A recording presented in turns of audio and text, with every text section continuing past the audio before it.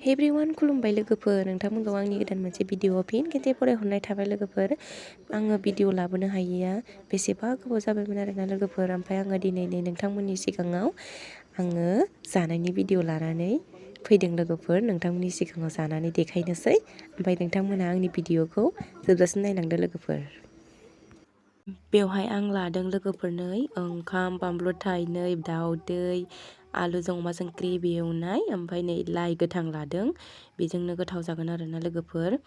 ओमफ्राय नोंथांमोना गोथाव मोनगोन ना मोना अमा ग्रेभि एवनायजों ओंखाम जानो? आंहाथ' बिराद मोजां मोनो लोगोफोर, गोथाव मोनो अमा ग्रेभि एवनायजों ओंखाम जानो। बिराद खहाबो आरोना आंहा लोगोफोर। ओमफ्राय बिदिब्ला लोगोफोर नोंथांमोना आंजों लोगोसे भिडिअखौ जोबजासिम नायफालांदो। स्टार्ट खालामनोसै आङो।